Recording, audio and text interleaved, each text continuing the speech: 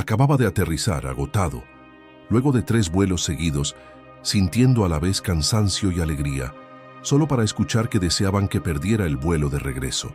Por favor, tomen asiento, ya que esta vivencia no es de las que se escuchan a diario, y les aseguro que no se van a arrepentir de acompañarme en este relato sorprendente. Antes de seguir adelante, suscríbanse a este espacio, Historias que Duelen, y activen la notificación porque cada día compartimos nuevas narraciones. Dejen su me gusta y díganos en los comentarios desde qué lugar del mundo nos están viendo. Me llamo Esteban Gutiérrez, ya mis 67 años de edad.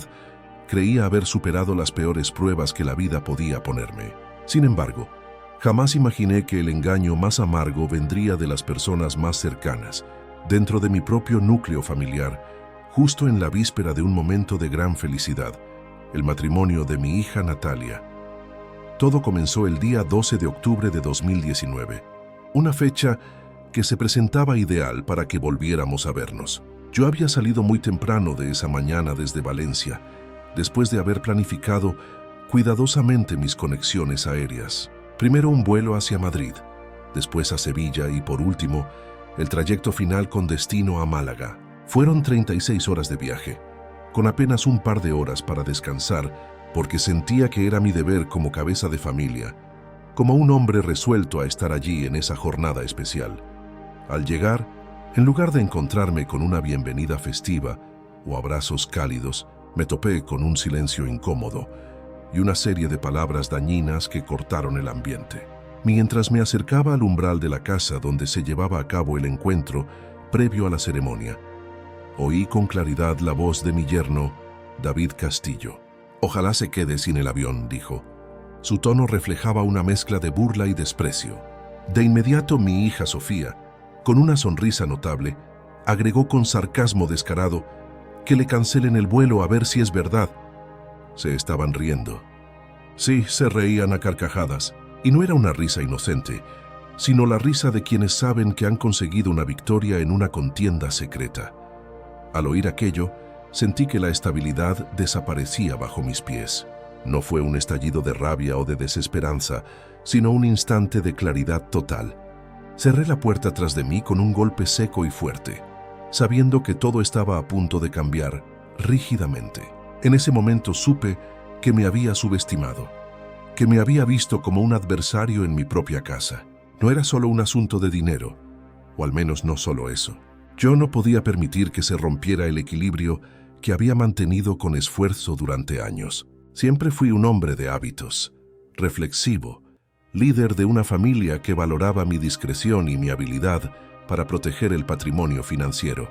Pero esas palabras fueron la señal de que todo mi esfuerzo había sido ignorado y desafiado a mis espaldas. La noche pasó y, al amanecer del día siguiente, encontré en mi teléfono un total de 77 llamadas no respondidas y 15 mensajes de voz con amenazas sutiles, insultos y advertencias que parecían bromas. Aquello fue la prueba definitiva. El engaño no era una simple chanza ni un malentendido. Era una estrategia calculada, una oportunidad que se había abierto con la intención de acabar con mi autoridad, dejarme sin recursos y sin voz en mi entorno. Recuerdo perfectamente la llamada que entró a las 7:43 de esa mañana. Era mi sobrina, Clara Domínguez. Con la voz quebrada y apresurada me alertó: «Tío Esteban, tienes que ser muy cuidadoso. David y Sofía han estado hablando con abogados a espaldas de todos. Quiere alejarte de todo lo que posees».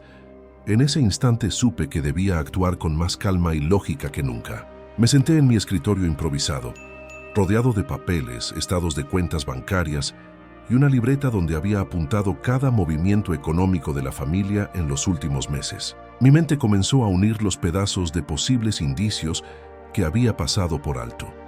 Cada encuentro, cada sonrisa falsa o cambio de arrepentimiento en la conducta de mis parientes cercanos.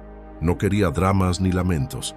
Quería respuestas concretas y un plan de acción claro, no solo para defenderme, sino para recuperar el lugar que me correspondía. Había llegado el momento de convertirme en el artífice de mi propia defensa. Y así, sin hacer ruido, sin prisa, con una tranquilidad estudiada, comenzando a diseñar el camino que me llevaría a exponer el engaño y a restaurar el orden roto. Esta es la historia de cómo un hombre al que dio por vencido fue capaz de convertir una traición familiar en un triunfo personal, sin perder la compostura ni la dignidad.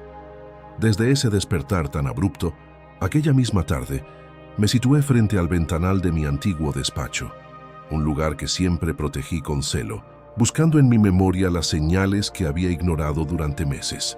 No se trataba solo de palabras hirientes o de bromas de mal gusto. Existe una trama mucho más profunda, tejida con astucia y falsedades, que me había estado rodeando sin que yo me diera cuenta. Recordé con exactitud una serie de sucesos que parecían insignificantes.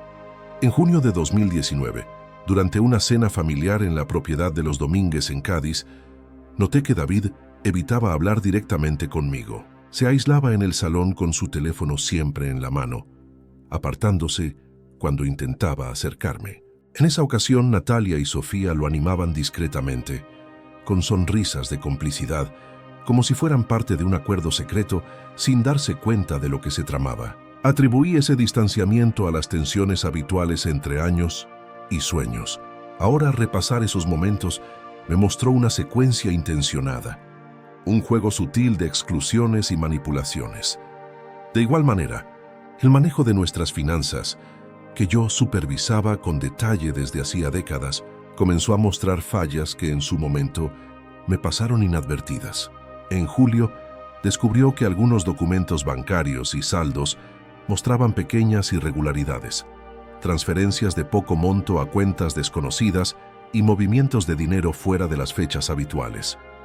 Pensé que eran errores administrativos o confusiones contables, pero al reconsiderar esa idea, entendí que eran avisos de un ataque encubierto, un sabotaje económico para minar mi posición.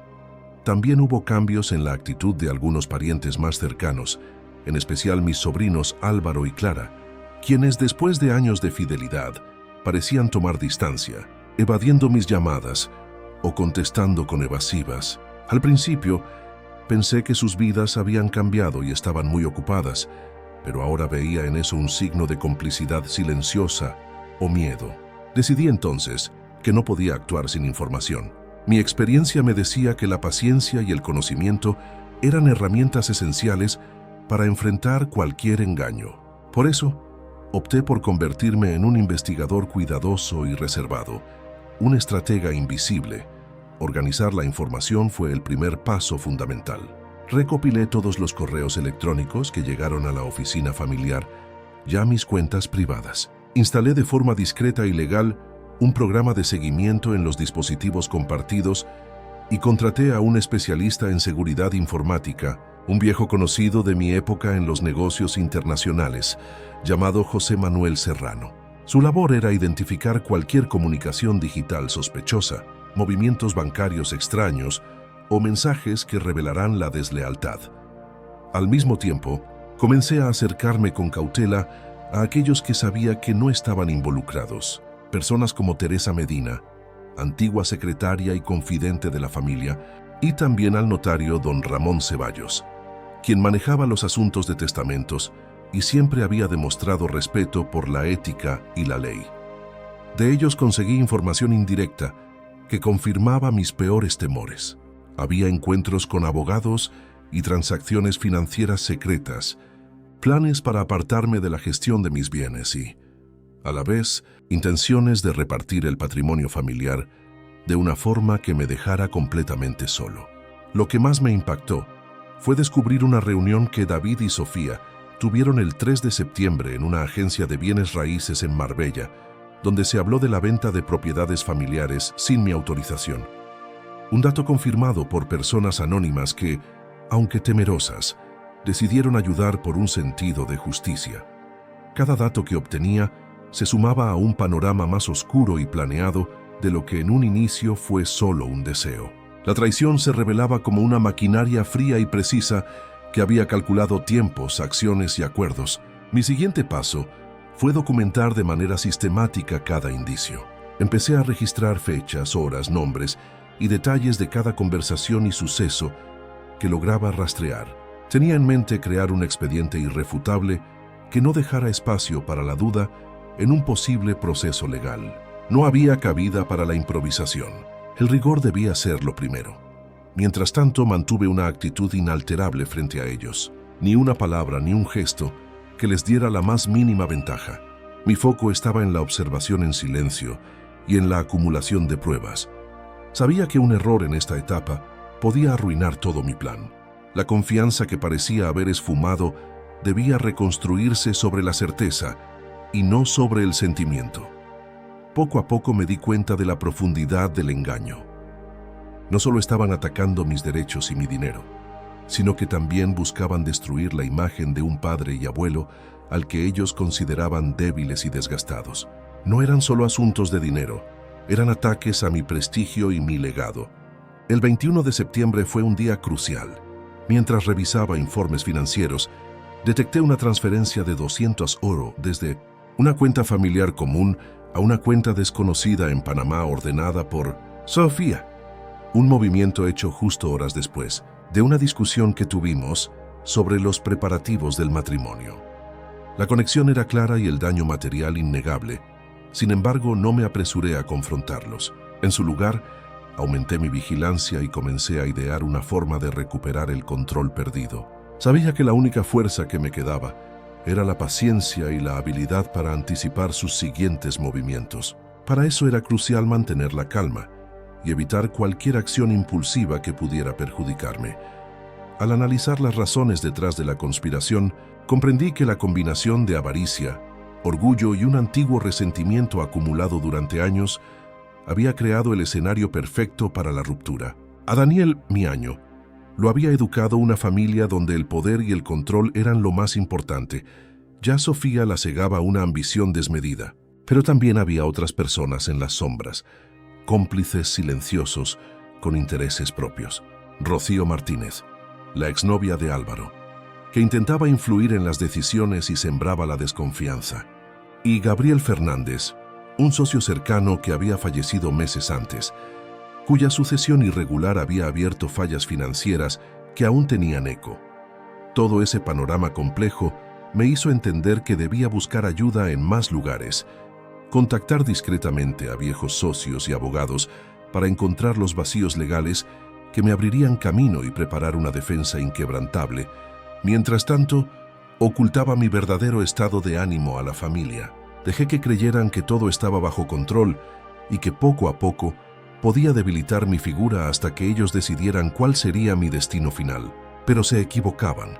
Aquella persona a la que subestimaban ya se estaba preparando para dar la batalla que realmente cambiaría el rumbo de nuestras vidas.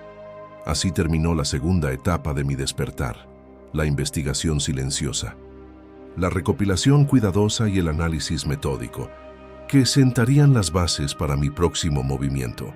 Con cada dato indiscutible que añadía a mis archivos, me acercaba más a la elaboración de un plan inteligente y calculado para dar vuelta a la situación y volver a posicionarme en el centro del poder familiar y financiero.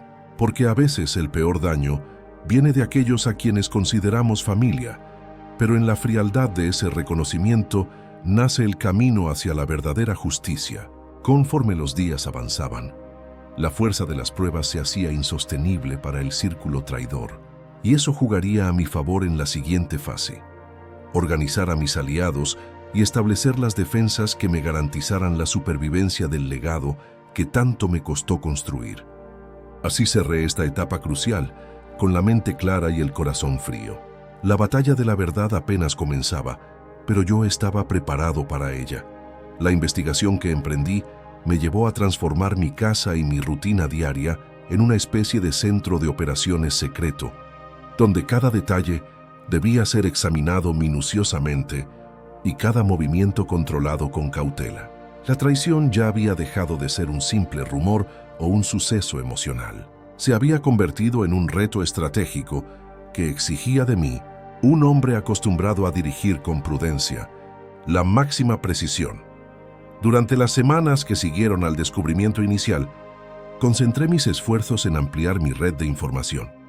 Mantuve la discreción necesaria para no despertar sospechas entre los conspiradores, mientras me acercaba sin descanso a personas de confianza cuya lealtad había sido probada a lo largo del tiempo. Entre ellos, retomé el contacto con mi prima Carmen Salas, una mujer que residía en Sevilla y que siempre supo el arte de observar sin ser notada. Con Carmen organicé encuentros secretos para intercambiar datos y confirmar rumores. De igual forma, contacté a algunos profesionales de confianza del ámbito financiero que habían trabajado conmigo durante años. Uno de los más importantes fue Miguel Álvarez, un asesor independiente que, a diferencia de otros empleados recientes, nunca estuvo envuelto en asuntos dudosos ni intereses ocultos. Miguel analizó con detalle las últimas transacciones para encontrar incoherencias y movimientos extraños. Gracias a su trabajo, pudimos documentar con exactitud 12 irregularidades importantes que se habían realizado durante el trimestre anterior, sumando un faltante acumulado superior a 350.000 euros. Mientras tanto, el seguimiento directo se volvió una necesidad inaplazable. Utilice dispositivos tecnológicos para grabar las conversaciones en puntos clave de la casa y en los alrededores de la propiedad.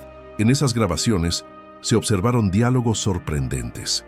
Recuerdo una sesión registrada la tarde del 14 de octubre, donde mi hija Sofía y su madre, mi exesposa Isabel Serrano, discutían en voz baja sobre el momento ideal para pedir mi exclusión de la gestión familiar, usando términos como innecesario y estorbo insuperable. La frialdad con que hablaban me mostró la profundidad de su resentimiento y cinismo. La participación de mi exesposa fue para mí un golpe adicional, no solo en lo personal, sino también en mi estrategia. Su constante apoyo a las acciones de mis hijos jugaba en mi contra. Esta revelación dejó clara la necesidad de reorganizar mis alianzas dentro de lo que quedaba de mi círculo familiar más íntimo. Volviendo a la recopilación de datos, también ponga especial atención en los documentos legales que han sido firmados recientemente o que estaban en proceso de actualización. En esa revisión, descubrí con asombro una carta fechada el 3 de octubre, enviada por el bufete de abogados de David Castillo a varios bancos, solicitando la anulación del poder notarial que me autorizaba a manejar ciertas cuentas conjuntas. Esa gestión se había hecho a mis espaldas y con una prisa sospechosa. Además, observé con inquietud la repentina aparición de movimientos financieros en paraísos fiscales. Había una cuenta en Suiza, vinculada indirectamente a ellos, que había recibido cerca de 250.000 euros provenientes de nuestras empresas familiares. Esta operación se llevó a cabo justo antes de la boda, lo que indicaba que el plan no solo era para sacarme, sino también para obtener un beneficio económico de forma ilegal. La complejidad del plan requeriría paciencia para desentrañar cada detalle, y por eso opté por diversificar las fuentes. Así invité al notario Ramón Ceballos a una reunión no oficial donde le pidió consejo sobre cómo proteger las propiedades y herencias en caso de que intentaran despojarme de ellas mediante procesos legales o testamentos falsos. Su recomendación fue contundente. Debe actuar a tiempo. Esteban, no permita que estas acciones se concreten sin una respuesta. Consciente de que la ley será un campo de batalla, contrate también los servicios de una agencia privada para el seguimiento continuo de las comunicaciones del entorno familiar. No era un espionaje sin límites, sino una forma de proteger mi posición con medios profesionales y éticos. El seguimiento permitió descubrir un encuentro secreto entre David, Sofía y el abogado que dirigía su estrategia, Gustavo Ariza, en un restaurante en Málaga el 18 de octubre, donde discutían la posibilidad de iniciar un proceso para declararme legalmente incapaz, argumentando falta de aptitud para administrar bienes. Esa noticia fue especialmente alarmante. No solo cuestionaban mis habilidades, sino que intentaban anularme legalmente, borrando de un plumazo años de trabajo y dedicación. Esa fue la señal definitiva de que la lucha no se limitaría solo a lo económico, sino que se extendería al plano emocional y de la imagen pública. Al mismo tiempo, tuve que manejar mis propias emociones, evitando mostrar debilidad o enojo en presencia de otros parientes que aún no querían tomar partido. Mantener la serenidad era esencial para que ellos no pensaran que el golpe inicial me había debilitado. Era una guerra silenciosa donde cada gesto era importante. Mi siguiente prioridad fue asegurar que aquellos miembros honestos, dentro del entorno familiar, tuvieran acceso a la verdad y comprendieran la gravedad del problema. Por eso convoqué discretamente a mi sobrino Álvaro Domínguez y mi sobrina Clara, quienes, a pesar de su incomodidad inicial por haber mantenido al margen, aceptaron unirse a la causa bajo la promesa de que sus nombres no serían revelados públicamente hasta tener las pruebas suficientes. Gracias a ellos, no conseguí solo información más directa, sino también apoyo para organizar medidas defensivas. Se trataba de un movimiento discreto, pero decidió proteger el legado y restaurar el orden. Al cerrar esta etapa de investigación, entendió que el daño ya era considerable, pero no irreversible. El conocimiento y la perseverancia fortalecen al luchador. La traición iba más allá de un simple conflicto familiar. Era una maniobra que pretendía destruir toda mi influencia y desvincularme por completo de quienes alguna vez consideraré mi propia sangre. Sin embargo, el escenario ya estaba listo. Tenía en mis manos un mapa detallado de las redes de deslealtad y corrupción. Contaba con aliados dispersos pero leales. Y lo más importante, mantenía la calma para seguir avanzando con mis herramientas listas hacia la siguiente etapa, la construcción de una estrategia de defensa y contraataque irrefutable. El proceso no sería sencillo, pero para quien sabe observar y planear con exactitud, ningún camino está cerrado, solo oculto temporalmente. Y con eso en mente, terminé este capítulo, consciente de que el verdadero combate recién comenzaba. Mientras el otoño avanzaba en el calendario de aquel 2019, la magnitud del engaño comenzó a revelarse con una claridad aterradora. Lo que en principio percibí como un distanciamiento emocional se transformaba en una conspiración diseñada meticulosamente para despojarme no solo de mi patrimonio, sino también de mi honor y mi rol como patriarca indiscutible. Consciente de que mis oponentes se habían organizado meticulosamente y que sus acciones eran absolutamente coordinadas, tomó la firme decisión de dar un paso crucial: documentar cada movimiento para establecer un expediente sólido que pudiera resistir cualquier disputa futura. No iba a permitir que mi trayectoria ni mi herencia se desvanecieran sin una defensa contundente. Entendí que la justicia se gana no solo con la verdad, sino también con pruebas que nadie pudiera negar. Entre octubre y noviembre, mi rutina diaria se convirtió en un trabajo paciente y detallista. Consistía en revisar los estados de cuentas bancarias a diario, registrar cuidadosamente las amenazas que llegaban por teléfono, escanear sin cesar documentos legales y observar con atención cada encuentro familiar. A pesar de que yo estaba impedido de participar en ellos, conocía perfectamente el valor del lenguaje no verbal y utilicé cada gesto para descubrir falsedades y verdades ocultas. En ese tiempo, hice un descubrimiento alarmante: la existencia de un conjunto de contratos recientes, 3 escrituras de bienes familiares firmadas los días 5, 12 y 20 de octubre. Estos se habían realizado documentos bajo falsas excusas e incluyendo manipulados. Las escrituras transferían un nombre de empresas anónimas, controladas por David y sus cómplices. Una parte significativa de los activos más valiosos, incluyendo grandes propiedades en Córdoba y terrenos listos para urbanizar en las afueras de Sevilla. Fue un hallazgo inquietante que dejaba claro el alcance inmobiliario de este ataque. De inmediato, le pedí a José Manuel, mi experto en seguridad digital, que verificara la autenticidad de esas firmas y rastreara a los posibles responsables detrás de la falsificación. Su investigación confirmó que los documentos se habían creado con tecnología avanzada, pero afortunadamente presentaban pequeños rastros digitales que dejaron una pista. En los metadatos apareció una edición parcial desde una oficina en Madrid, utilizada habitualmente por el bufete de abogados al que estaba vinculada Alice López, la representante legal de Sofía. Era una prueba mínima que podría invalidar todo el fraude. Decidí comunicarme con Ramón Ceballos para evaluar legalmente la mejor forma de impugnar esas transferencias y revertir el daño. Ramón fue directo, eficaz y muy claro al explicarme las opciones para detener el avance ilegal. Pero también me advirtió que la batalla legal sería larga y requeriría muchos recursos. Al mismo tiempo, Comencé a organizar de manera discreta una red de personas de confianza dentro y fuera de mi familia. El asunto no era actuar solo.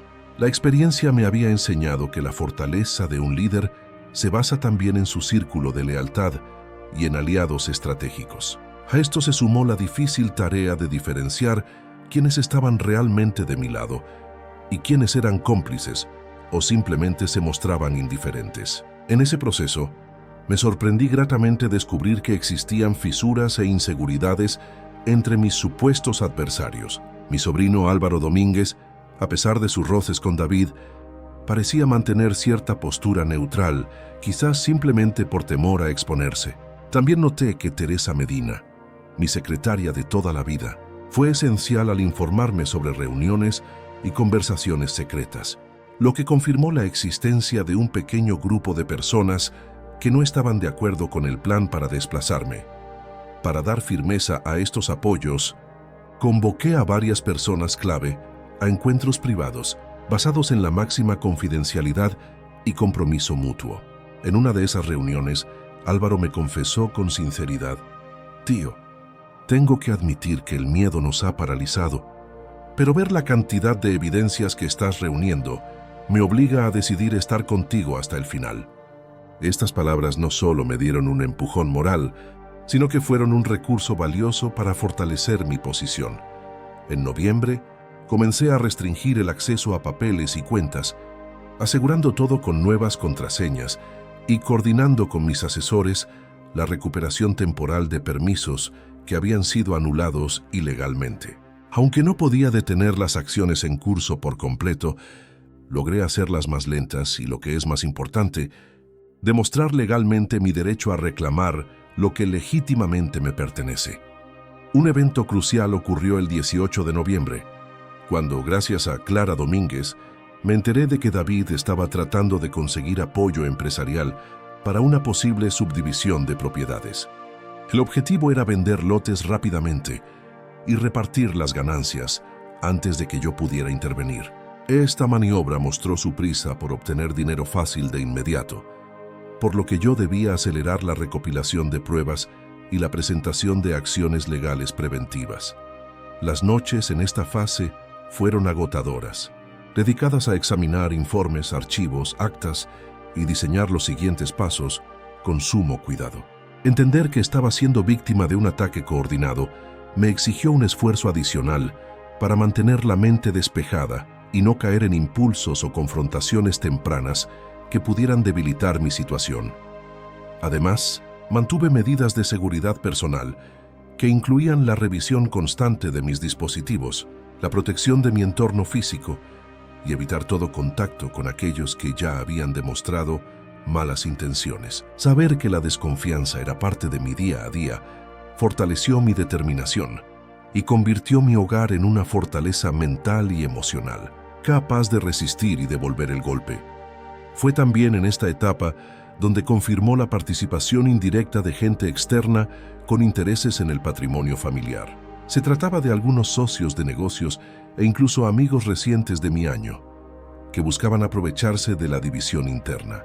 Ese dato me llevó a considerar seriamente la posibilidad de una fuga de información desde dentro, ya reforzar los mecanismos para evitar nuevas pérdidas de datos confidenciales.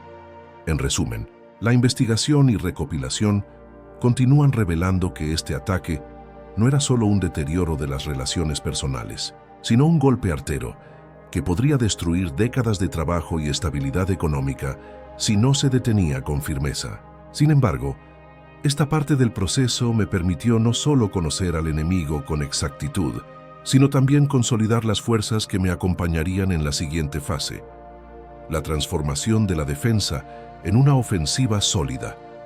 El equilibrio estaba a punto de romperse, y yo ya no era el hombre vulnerable ni aislado que la risa cruel de aquel día quiso mostrar. La clave ahora era mi paciencia, combinada con un plan estratégico que se estaba definiendo poco a poco. Este paso se cerró con la convicción de que, aunque la traición era profunda y dolorosa, su derrota sería aún más aplastante, porque todo estaba siendo preparado con frialdad calculada y una concentración total en la justicia que merecía. Después de meses de análisis discreto y recopilación exhaustiva, llegó el momento de un cambio de dirección fundamental. Fortalecer mi posición creando alianzas estratégicas que asegurarán no solo apoyo moral, sino una influencia real en lo legal y financiero. Sabía que esta situación no se resolvería solo con recuerdos o valentía, sino con un equipo competente que compartiera mis metas y tuviera la capacidad de enfrentarse a quienes intentaban ir más allá de una simple disputa familiar. Para empezar, contacté a Javier Torres, un abogado con el que había trabajado en mis años como empresario, conocido por su carácter inquebrantable y su profundo conocimiento del derecho mercantil. Su experiencia en juicios complejos y negociaciones difíciles lo hacía la persona indispensable para estructurar la defensa legal que requería la situación. En nuestra primera reunión, un 8 de diciembre de 2019, me explicó sin rodeos que los siguientes pasos debían ser detallados y graduales. No hay que apresurarse, Esteban. La paciencia y la estrategia serán tus mejores armas. La ley apoya a quien tiene pruebas, y tú las tienes, me dijo. Al mismo tiempo busqué un fuerte apoyo en el ámbito financiero. Recordé a mi viejo amigo y asesor Álvaro Domínguez, cuya reputación intachable y conocimiento del mercado de valores eran bien conocidos en Sevilla y más allá. Álvaro accedió a colaborar en secreto tras entender la magnitud del conflicto y la necesidad urgente de recuperar el control de las inversiones familiares. Juntos revisamos carteras de inversión, sociedades y comités empresariales donde el poder había sido desviado. También me apoyé en Clara Domínguez, mi sobrina, que a pesar del temor inicial, se convirtió ahora en un pilar firme de esta coalición. Clara demostró definitivamente que los lazos de parentesco, aunque dañados, podrían ser la base para restablecer el respeto y la equidad. Su papel fue crucial para atraer a algunos parientes que estaban indecisos y se mantenían al margen esperando que la situación se calmara. Antes de la siguiente ronda de movimientos, convoqué a Teresa Medina, cuya discreción y lealtad a lo largo de los años eran incuestionables.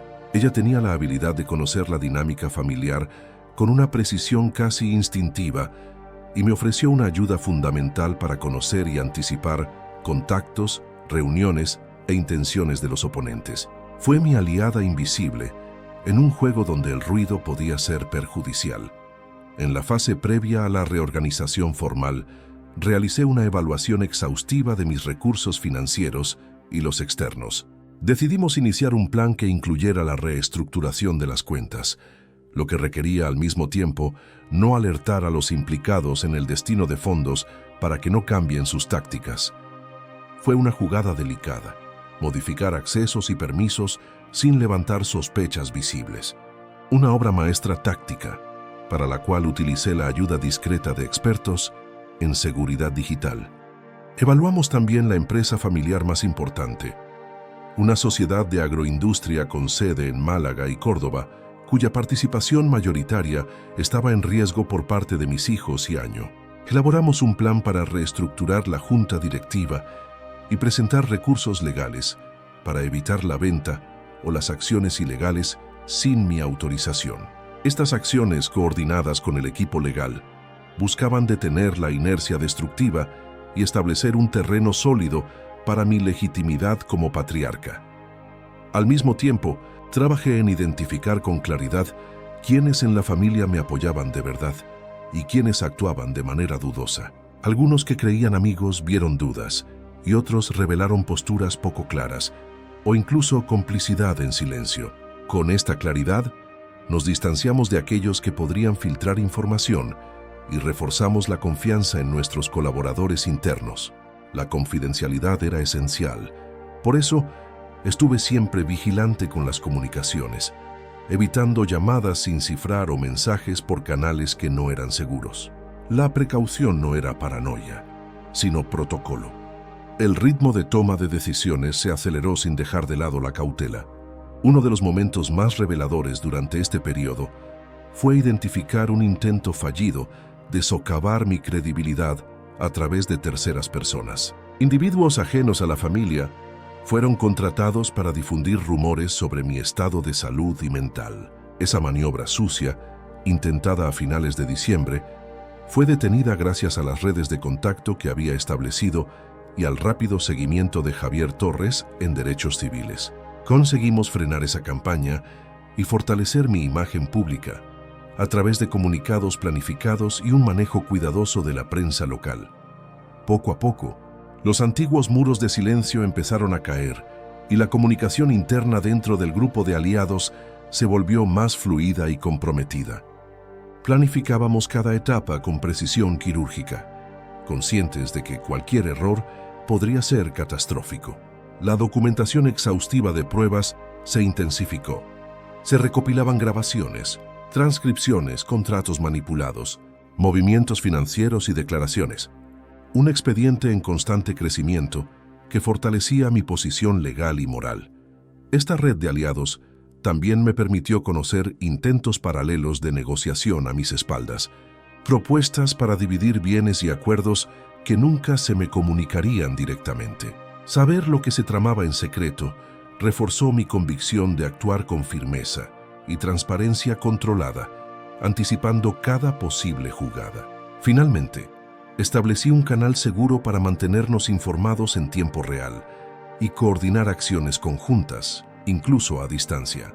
Esta coordinación era indispensable para no perder la ventaja contra quienes pensaban que podían aislarme. Esa fue, sin duda, una etapa crucial para recuperar el control. La formación de esta alianza con distintas habilidades no solo restauró mi confianza, sino que me dio la estructura necesaria para enfrentar la crisis y diseñar los siguientes pasos con claridad y autoridad. La lucha por el futuro de la familia y su patrimonio ya no era solo mía. Era un esfuerzo colectivo basado en lealtades sinceras y metas bien definidas. Con este equipo, yo empezaba a marcar el ritmo. La respuesta definitiva estaba en pleno diseño.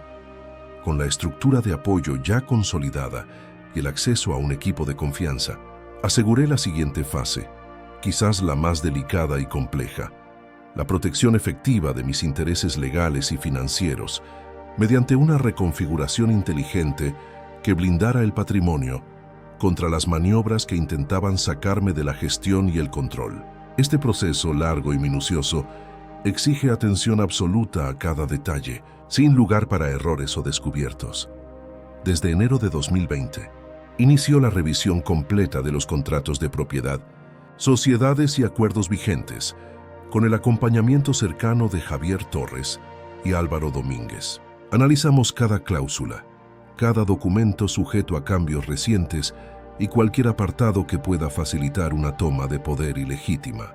La seguridad jurídica debía ser la base para neutralizar cualquier intento de despojo. Al mismo tiempo, encargué a Clara Domínguez la tarea de rastrear y auditar las cuentas bancarias, especialmente aquellas que habían sufrido movimientos irregulares controlados por cuentas intermediarias o empresas fachada. Descubrió transferencias por más de 400.000 euros, desviadas hacia paraísos fiscales y cuentas offshore vinculadas a terceros desconocidos. Operaciones realizadas con justificaciones dudosas y sin mi autorización escrita. Punto para actuar. Acordamos con el despacho jurídico la presentación de medidas cautelares urgentes que suspendieran cualquier transferencia o venta hasta que se pudiera aclarar la legalidad de esas operaciones. Fue una maniobra imprescindible para detener el daño inminente. A mediados de febrero, se presentó ante los juzgados de Sevilla un recurso solicitando la nulidad provisional de las escrituras y transferencias de propiedades realizadas sin mi consentimiento. Esta acción, aunque esperada, fue respondida con movimientos de resistencia dentro del entorno familiar, quienes intentaron desacreditar la demanda, describiéndola como un intento de control autoritario por mi parte. Defenderme de esas acusaciones fue otra batalla en sí misma. Me apoyé en mi equipo para generar informes claros y detallados que demostraban inequívocamente la irregularidad de los actos y la intención maliciosa de quienes pretendían excluirme. La transparencia y la lógica eran mis mejores armas ante estas difamaciones. Además, para proteger esencialmente los bienes, disponga el reforzamiento de la seguridad en las propiedades más importantes, Instalamos sistemas de monitoreo, equipos de vigilancia y accesos controlados para evitar ocupaciones ilegales o intentos de manipulación de documentos in situ. Fue un esfuerzo logístico y económico considerable, pero indispensable para mantener el control. Por otro lado, la reorganización financiera implicó no solo bloquear accesos a ciertas cuentas, sino también establecer nuevas entidades legales que redistribuyeran la propiedad real de los activos, de manera que cualquier intento de venta unilateral fuera legalmente imposible. Con esto, dividimos responsabilidades y derechos de forma estratégica, blindando la estructura y asegurando una participación legítima y controlada. Junto a estos movimientos, permití que ciertos familiares no implicados o neutrales retomaran roles operativos en las sociedades, contribuyendo a aislar a los detractores, mientras se restauraba la confianza y la operatividad real del negocio. Entre ellos destacaron figuras como Teresa Medina y el gerente de la agroindustria, Rafael Soler, cuyo compromiso fue decisivo para mantener la estabilidad. El proceso legal continuó con la acumulación de documentos probatorios, la preparación de testimonios y la revisión de todos los procesos administrativos afectados. En marzo, fuimos capaces de presentar un informe consolidado de irregularidades ante el notariado y la autoridad fiscal, forzando investigaciones oficiales que ejercieron aún más presión sobre los implicados. En el plano personal, mantuve un perfil bajo y la cabeza fría. No permití que la presión ni las provocaciones afecten mi autonomía de juicio, ni mi mando dentro del proceso. Cada paso dado fue medido, apoyado en la lógica y en información concreta, evitando caer en la reacción impulsiva o emocional. En paralelo, redacté un testamento actualizado, revisado minuciosamente, que establecía condiciones claras para proteger tanto el legado familiar como el futuro de mis nietos, en un intento por contrarrestar posibles cambios fraudulentos que pudieran aparecer a mis espaldas. Este documento fue una señal inequívoca a todos los participantes. Ninguna maniobra ilegal quedaría sin respuesta. Era importante también gestionar la comunicación con colaboradores externos como bancos, gestores y notarios, quienes deben reconocer que cumplen roles incómodos, pero necesarios para que la estructura no se desmoronara antes de tiempo. Sostuve conversaciones muy claras y decididas con los implicados, recordándoles la obligación de actuar bajo el amparo de la ley y de las buenas costumbres. Les hice saber que cualquier acción fuera de la norma les acarrearía graves repercusiones. El avance de las citas en los tribunales fue lento, pero siempre efectivo. Se logró la suspensión de la venta de al menos 3 propiedades inmobiliarias importantes. Se iniciaron investigaciones formales sobre las cuentas en el extranjero y se pudo detener un intento de declararme legalmente incapaz, una maniobra que habría cortado de raíz mi capacidad de respuesta. En medio de todo este panorama, mi serenidad continuó siendo mi mayor fortaleza. En una ocasión, ante un intento de ser provocado directamente por David en una reunión familiar, respondí con calma y exactitud, desarmando sus argumentos con hechos concretos y cifras verificables. Esto me ganó el respeto discreto de algunos de los presentes y la frustración evidente de los demás. Esta fase de aseguramiento legal y financiero no fue solo la más práctica, sino también un momento esencial para reafirmar mi posición. No se trataba de buscar venganza ni de curar heridas, sino de restablecer mis derechos con justicia y firmeza. De esta manera, consolidar defensas fuertes me permitió avanzar a la siguiente etapa, donde la acumulación de pruebas y la organización de la estrategia de respuesta serían cruciales para cambiar el rumbo de la situación y demostrar que la autoridad del líder de la familia no estaba rota, sino en un proceso de reconstrucción basado en la inteligencia y el poder. La sensación de estar cada vez más cerca de recuperar el equilibrio me daba energía cada día. La secuencia de acciones legales y financieras avanzaba en paralelo con un plan más ambicioso, diseñado para alcanzar la justicia real, sin perder la disciplina ni la dignidad. De esta etapa aprendí que proteger un patrimonio no es solo un acto de gestión económica, sino un ejercicio continuo de observación, cautela y firmeza. La batalla, aunque difícil, ya mostró sus primeros indicios de un resultado favorable. En el transcurso de los meses que siguieron, la recolección minuciosa de pruebas se convirtió en el eje central de mi estrategia para restablecer la verdad y dar forma a la respuesta definitiva. Había entendido que sin pruebas contundentes, sin una documentación detallada y sin un respaldo probatorio intachable, cualquier intento de restauración o justicia se desvanecería ante los jueces y la opinión pública. Por eso, la tarea de reunir, verificar y guardar cada indicio no era simplemente un requisito legal. Era una verdadera acción de supervivencia.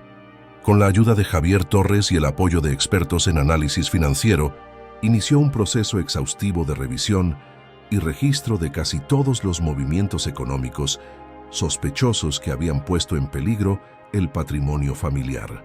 No solo hablamos de sumas millonarias desviadas, más de 650 en distintas operaciones ilícitas, sino también de contratos, escrituras, correos electrónicos y conversaciones grabadas que evidenciaban una red de intereses ocultos y acuerdos secretos entre algunas personas de mi propia familia. Una pieza clave en este rompecabezas fue la localización y resguardo de mensajes privados y correos que demostraban la intención premeditada de apartarme del control. Recuerdo en especial una serie de correos electrónicos fechados entre el 10 y el 15 de septiembre, donde David, junto a su abogado Gustavo Ariza y varios gestores, discutían con total frialdad cómo anular mi influencia y conseguir la cesión forzada de poderes administrativos mediante acciones legales cuestionables. La burla y el desprecio en los textos eran evidentes y al mismo tiempo un golpe directo al corazón de la familia. Estos documentos fueron custodiados digitalmente bajo estrictas medidas de seguridad y se añadieron a un expediente completo que poco a poco se hacía impenetrable. Sabía que en un posible juicio, la calidad, la autenticidad y la consistencia de estas pruebas serían decisivas para ganar cada confrontación. Otro paso importante fue obtener relaciones y declaraciones de personas ajenas a la familia, pero involucradas indirectamente, que habían notado irregularidades o se habían preocupado por el manejo indebido de bienes y decisiones en el entorno familiar. Algunos empleados antiguos, asesores financieros y amigos cercanos fueron contactados discretamente y, aunque muchos temían implicarse, logramos registrar varias declaraciones muy valiosas que confirmaban las sospechas y ampliaban la dimensión del problema. Además, me aseguraré de obtener registros oficiales que certificarán actuaciones dudosas, como la inscripción de propiedades a nombre de sociedades anónimas secretas o transferencias realizadas sin notificación previa. La colaboración con técnicos especializados en registros mercantiles fue fundamental en esta dirección, siempre para aumentar la presión legal que comenzaba a sentirse sobre los responsables. Por otra parte, establecí con Javier una metodología rigurosa para la elaboración de cada informe, asegurándome de que cada documento tuviera un respaldo y que las fechas y la cronología estuvieran perfectamente organizadas, lo que hacía imposible cualquier intento de refutación. El orden era vital para hacer evidente la secuencia de los hechos y demostrar la premeditación detrás de cada maniobra. Simultáneamente, dediqué horas a recordar con exactitud diálogos clave que había mantenido a lo largo de los meses anteriores con Sofía, David y otros familiares, experiencias que grabé en mi mente y que ahora plasmaba por escrito como un testimonio personal. Notas de conversaciones, promesas rotas y amenazas indirectas enriquecían la narrativa, dando un contexto humano al entramado legal, sin dejar espacio para el sentimentalismo, sino con énfasis en los hechos y sus consecuencias legales. En paralelo a la documentación, se perfeccionaron los protocolos para asegurar la cadena de custodia de todos los archivos, documentos y grabaciones, garantizando que ni un solo dato quedará expuesto a manipulación o pérdida. Para ello, utilizamos servicios profesionales de cifrado de almacenamiento y sistemas de respaldo que funcionaban bajo supervisión constante. También hubo un trabajo de consolidación diario para revisar cada nueva pieza, incorporarla al expediente general y detectar posibles vacíos o puntos débiles que debían ser reforzados. Si algo caracterizó esta etapa, fue el rigor extremo y la disciplina necesaria para evitar errores o temas que podrían ser cuestionados por los oponentes. Este proceso de documentación meticuloso también cumplió otra función esencial: fortalecer mi propio compromiso, tanto mental como estratégico. Saber que disponía de evidencias irrefutables y bien organizadas me permitía mantener la serenidad y evitar caer en reacciones impulsivas que pudieran ser utilizadas en mi contra. Entre las pruebas más contundentes, destaco una serie de audios grabados durante una reunión privada el 7 de octubre, donde varios implicados discutían sin reservas la eliminación de mi figura en la sociedad y el plan para quedarse con el control total sin preocuparse por las consecuencias para el resto de la familia. Estos audios fueron particularmente impactantes y los reservamos como un as bajo la manga para el momento oportuno. Algunas fuentes inesperadas también aparecieron en el camino. Antiguos socios de David que, por miedo o desacuerdo, decidieron colaborar conmigo en un cambio de ciertas garantías. Aunque su lealtad era dudosa, su información resultó útil para completar el panorama y facilitar algunos procedimientos judiciales. Así, con las pruebas agrupadas, las declaraciones validadas y los documentos legales en orden. La pieza final de este capítulo fue definir con mi equipo legal el plan para difundir estratégicamente esta información en el momento justo, asegurando que cada movimiento fuera calculado para maximizar el impacto y minimizar los riesgos. No se trataba de una ofensiva precipitada, sino de un ataque preciso, donde las pruebas se usarían como armas decisivas para desmantelar la red de mentiras y garantizar que la verdad prevaleciera con contundencia.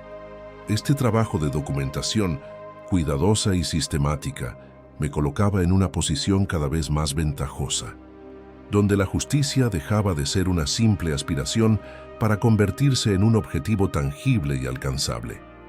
La confianza en el resultado había aumentado, al igual que mi determinación para exponer sin temor a quienes me habían traicionado, asegurando que las consecuencias legales y morales recayeran sobre ellos de manera justa y proporcional. Así cerré esta fase con el expediente en mi mano, consciente de que la batalla estaba llegando a un punto de inflexión crucial. Con la documentación preparada y el respaldo legal consolidado, llegó el momento de ejecutar la respuesta, ese despliegue estratégico que marcaría un antes y un después en la lucha por recuperar el control y proteger lo que por derecho me pertenece. La ofensiva debía ser precisa, medida y sobre todo silenciosa al inicio, para no alertar a los opositores y tomarlos por sorpresa. El primer movimiento concreto tuvo lugar en abril de 2020, cuando presentó ante el Juzgado Mercantil de Sevilla una demanda formal solicitando la nulidad de todas las transferencias y actos patrimoniales realizados sin mi consentimiento en los últimos 6 meses. Esta acción legal demostraba la existencia de pruebas contundentes y ponía en aprietos a quienes habían tomado decisiones a mis espaldas. La presentación, redactada cuidadosamente por Javier Torres, no solo exponía hechos, sino que también demostraba mi capacidad de reacción, desmontando la narrativa que intentaban difundir sobre mí. Al mismo tiempo, en el ámbito financiero, Álvaro Domínguez coordinaba con representantes bancarios el bloqueo inmediato de cuentas sospechosas, el congelamiento de fondos transferidos de forma ilegal y la revisión exhaustiva de cualquier operación inusual. Estas gestiones, aunque discretas para evitar alarmas internas, comenzaron a socavar la liquidez de los grupos opositores y a limitar su capacidad operativa. La presión financiera, un arma indispensable, empezaba a dar resultados. Una mañana de mayo, recibí un correo inesperado de un antiguo socio de David que, temeroso por su propia situación, me ofreció intercambiar información clave sobre futuras maniobras a cambio de garantías legales. Decidí aprovechar esta oportunidad para obtener detalles sobre reuniones secretas y estrategias ocultas, lo que permitió anticipar varios movimientos adversarios y neutralizarlos antes de que se llevaran a cabo. Los días siguientes se caracterizaron por una escalada controlada. Se comenzó a exigir auditorías externas en las sociedades afectadas, con presencia de peritos independientes que certificaban irregularidades y abrían el camino para la reversión de operaciones ilegales. Estos informes rigurosos, presentados en juntas generales convocadas legítimamente por mi equipo, enfrentaron la resistencia de quienes pretendían mantener su dominio, pero lograron obtener el apoyo de socios neutrales que consideraban necesario proteger la integridad de la empresa. En paralelo, el equipo legal y financiero instaló controles estrictos sobre la comunicación y el acceso a información sensible, limitando la posibilidad de filtraciones y evitando que nuevas maniobras se ejecuten sin ser detectadas. Esta serie de medidas de seguridad mantuvo la iniciativa y evitó sorpresas desagradables. Las reacciones de David, Sofía y sus aliados no tardaron en aparecer, aunque siempre se contienen para no levantar sospechas evidentes. Intentaron desacreditar mis acciones mediante ataques mediáticos sutiles, rumores sin fundamento y la difusión de noticias falsas sobre mi estado de salud y mis capacidades. Sin embargo, esto solo sirvió para fortalecer mi compromiso y clarificar nuestra estrategia. Responder solo con hechos y pruebas, evitando caer en provocaciones que restaran autoridad. Uno de los momentos cruciales en esta fase fue la intervención en una junta donde David intentó, sin éxito, aprobar la venta urgente de una finca en Córdoba que estaba siendo investigada por irregularidades. Gracias a la movilización previa organizada por mis aliados, pudimos sumar más votos y paralizar la operación en el momento justo, evitando una transferencia que habría sido irreversible. Fuera del ámbito legal y económico, mantuve el control emocional, siempre lúcido y decidido. En reuniones familiares tensas, respondía con calma a provocaciones abiertas y veladas, dejando claro que cualquier intento de ataque encontraría una respuesta firme y calculada. La presión aumentó gradualmente, sin prisas, ajustando los tiempos para evitar que los contrincantes puedan reagruparse. La guerra psicológica perdió importancia. Lo que ahora importaba eran las acciones concretas que estaban desmantelando la red de engaños. A finales de mayo, el peso de la evidencia y la firmeza de mis movimientos provocaron un efecto irreversible. Algunos miembros de la familia que antes se mantenían neutrales comenzaron a manifestar su apoyo explícito o al menos a mantener su distancia de los conspiradores. Esta interna aumentó la presión sobre quienes ejercían el control de fractura ilegítima. La exposición gradual de las pruebas, tanto públicas como privadas, obligó a los traidores a adoptar una postura defensiva, disminuyendo sus ataques y arrastrando algunas vacilaciones y errores de cálculo que mi equipo supo aprovechar con rapidez. Durante el transcurso de junio y julio, la escalada se mantendrá controlada, evitando un enfrentamiento directo que podría haber causado daños irreparables. Cada paso fue medido, una combinación de fuerza y diplomacia, asegurando que la justicia avanzara sin que se pierda el equilibrio ni la coherencia. Uno de los momentos más significativos fue la revelación estratégica de ciertos documentos a familiares clave en reuniones privadas y confidenciales que desnudaron sin lugar a dudas los planos y manipulaciones de David y Sofía, generando un cambio profundo en las percepciones y alianzas. Esto a su vez sirvió para debilitar la posición de los opositores, quienes comenzaron a verse aislados y con menor margen para maniobras encubiertas. El objetivo de esta fase fue construir un equilibrio entre la aplicación certera de la ley y el manejo sagaz de las relaciones personales, logrando que las acciones tuvieran un impacto tangible sin puentes, destruyendo imprescindibles para el futuro familiar. Así, con movimientos tácticos bien calculados, reacciones controladas y una escalada gradual, la ofensiva avanzaba, poniendo en jaque a quienes intentaron relegarme y recordándoles que la experiencia y determinación de un patriarca van más allá de lo evidente. Con cada victoria escalonada, reafirmaba mi presencia y fuerza, transformando una situación adversa en una posición de poder renovado. La satisfacción no estaba en la venganza, sino en la justicia aplicada. Un equilibrio necesario entre autoridad y respeto que solo un liderazgo firme y sereno puede garantizar. Así se consolidaron los cimientos para las revelaciones futuras que acabarían por exponer la verdad en toda su magnitud, marcando el camino hacia la restauración del orden natural dentro de la familia. La serenidad con la que esperaba y evaluaba cada movimiento comenzó a incomodar y desestabilizar a quienes deliberadamente intentaron socavar el legado construido con esfuerzo durante décadas. El avance de la respuesta estratégica que había diseñado no solo frenaba sus acciones, sino que iniciaba un proceso de desgaste calculado que minaba su confianza y su capacidad para tomar decisiones.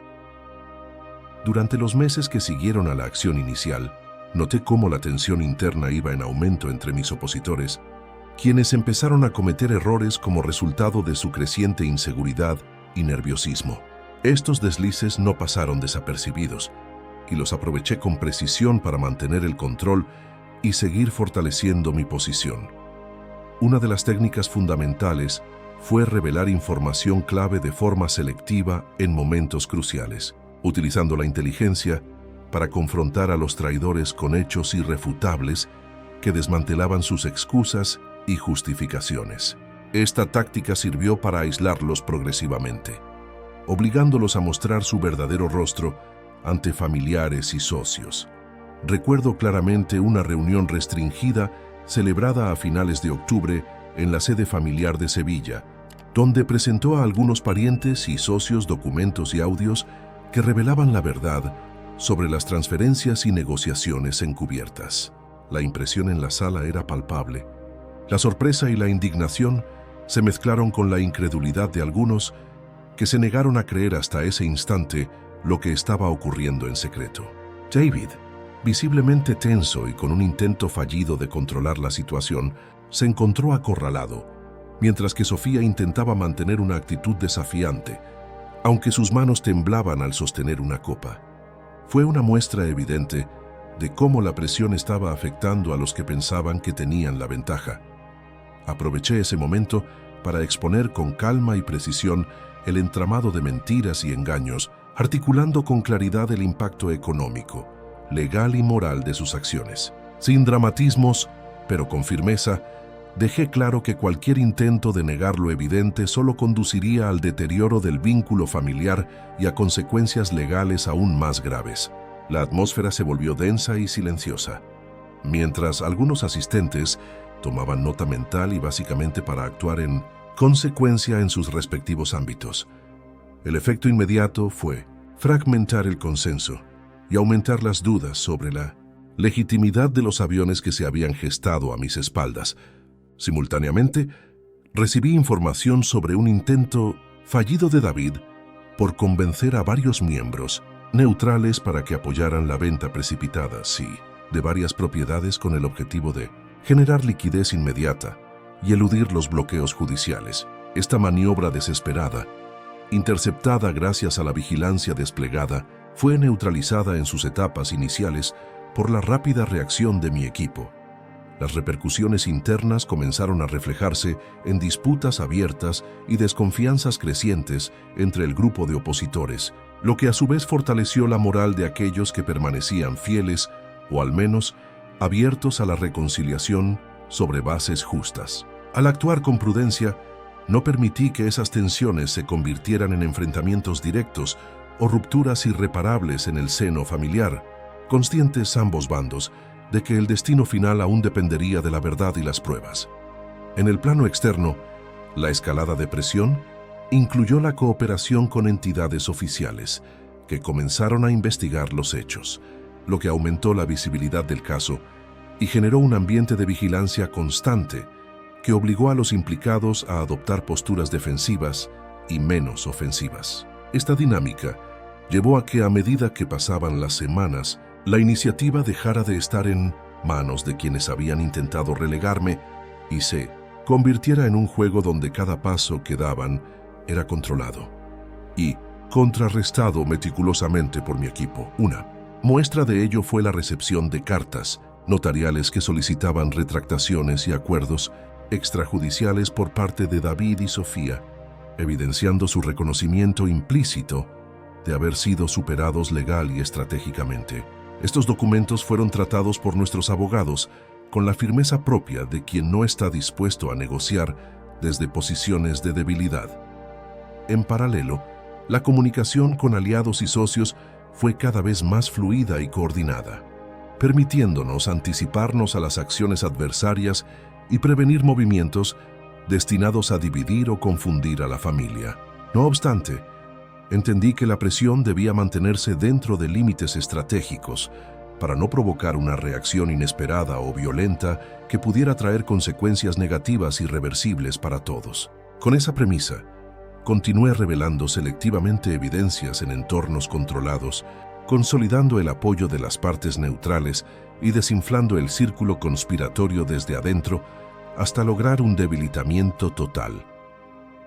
Era evidente que la traición no solo afectaba elementos materiales, sino también el orgullo y la reputación de quienes la cometían, por lo que la desesperación crecía y las grietas en sus relaciones se volvían insalvables. En consecuencia, ese proceso transformó de manera radical la dinámica familiar, estableciendo condiciones para que se genere una negociación real y con bases claras, donde ya no podía haber trampas ni falsas ingenuidades.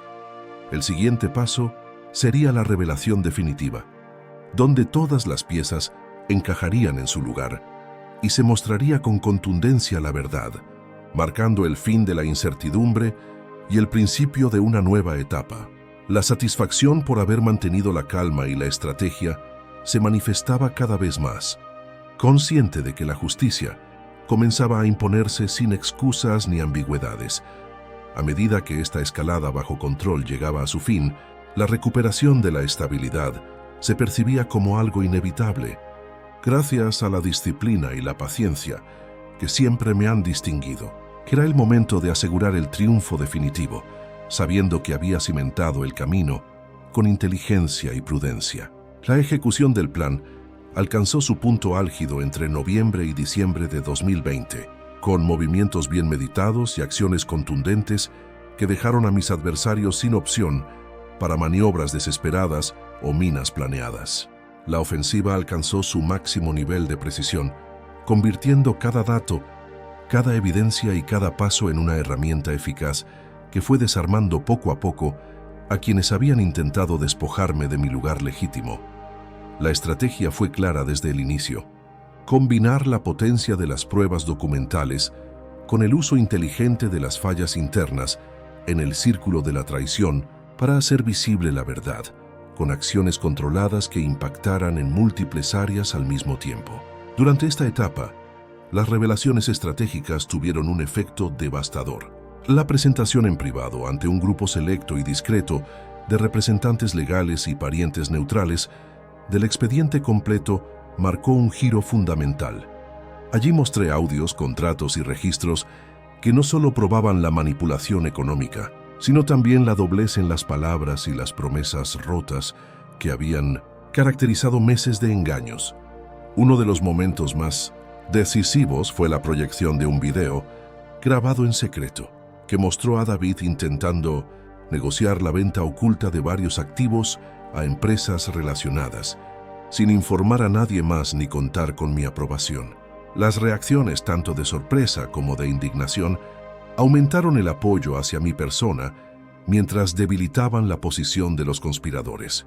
Mientras tanto, el equipo legal coordinó la presentación oficial en los juzgados de una serie de demandas penales y civiles que solicitaban compensación por los daños, la anulación de contratos fraudulentos y la auditoría completa de las cuentas involucradas. La fuerza de la evidencia se tradujo rápidamente en órdenes judiciales para congelar fondos y suspender cualquier gestión unilateral sin mi consentimiento. Esta respuesta no solo tocó las finanzas de los que intentaron aprovecharse, sino que desenmascaró ante el sistema legal y la sociedad familiar la existencia de un plan de engaños que había sido planeado y ejecutado con gran detalle. Las acciones defensivas de mis oponentes se fueron reduciendo progresivamente. Intentos de desacreditación pública y campañas de desprestigio fracasaron frente a la claridad y solidez de mi defensa, basadas en hechos concretos y no en emociones o deseos de venganza personal. Un aspecto fundamental fue la comunicación controlada y selectiva con miembros clave de la familia, a quienes habían mantenido informados en privado, lo que permitió mantener el enfoque en la justicia y no en la destructividad emocional. Esta coordinación interna fortaleció la unidad frente a la adversidad. Al mismo tiempo, la negociación con algunas partes permitió evitar litigios judiciales largos y costosos, logrando acuerdos justos que refuerzan mi autoridad y garantizan la continuidad de la gestión familiar bajo principios éticos y legales renovados.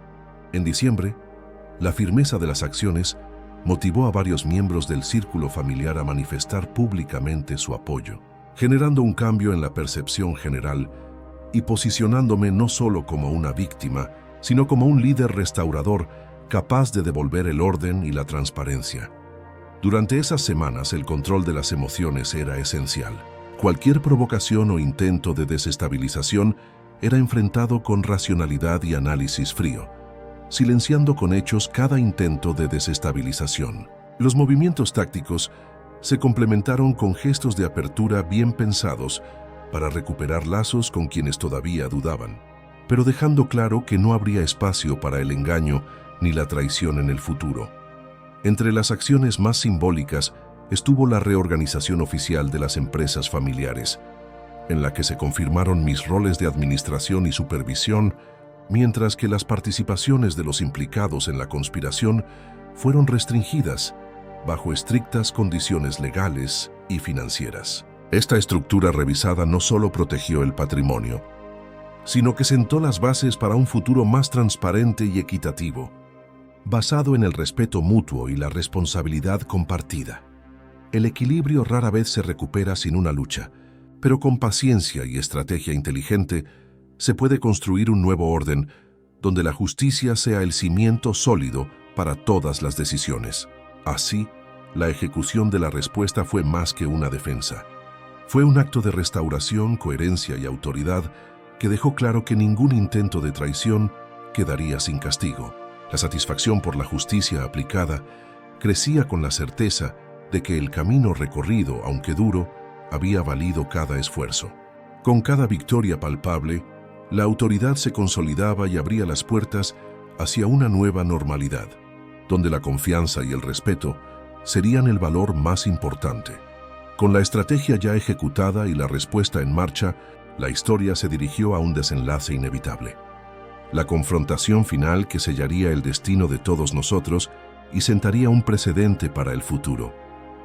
El enfrentamiento final llegó con la contundencia esperada de quien, habiendo tejido una red sólida de pruebas, aliados y estrategias, estaba decidido a revelar sin reservas la verdad oculta tras años de engaños. Esa última etapa no fue un momento arrepentido de tensión o confrontación extrema, sino la culminación paciente y calculada de una batalla que buscaba restablecer el orden natural y la equidad familiar.